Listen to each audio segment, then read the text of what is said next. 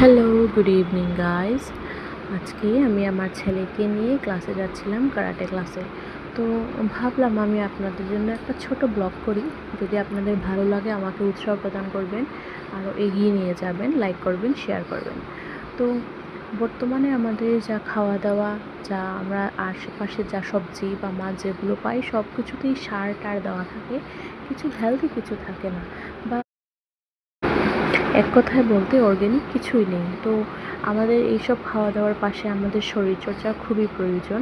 শরীরচর্চা না হলে আমাদের তো যাই হোক, আমরা যা পেয়েছি, বড় হয়েছি, পড়াশোনা করেছি, ছেলে মেয়ে বিয়ে সব কিছুই শেষ, কিন্তু আমাদের সন্তানের প্রতি আমাদের আরও যত্নবান হতে হবে। তাই এই খাওয়া দাওয়া বা পড়াশোনা সব কিছুর পাশেও শরীরচর্চাটা খুবই প্রয়োজন। তো শরীরচর্চা যদি করে তাহলে ওর মন শরীর সব কিছুতেই ভালো। স্ক্রিনের মধ্যে দেওয়া আছে স্যারের ঠিকানা, কোথায় স্যার করেন ক্লাস, আর স্যার এখানে ক্লাস করাচ্ছেন দেখতে পাচ্ছ আপনারা। কি সুন্দর স্টুডেন্টসদেরকে বোঝাচ্ছেন কীভাবে মুভস করতে হয়।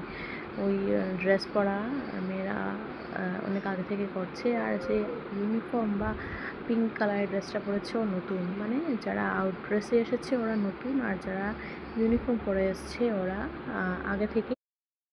একজন মা ওনার বাচ্চাকে নিয়ে যাচ্ছেন, আর ওদিকে যাচ্ছেন, আমি উপর থেকে ভিডিও করছি, বাকিরা বসে।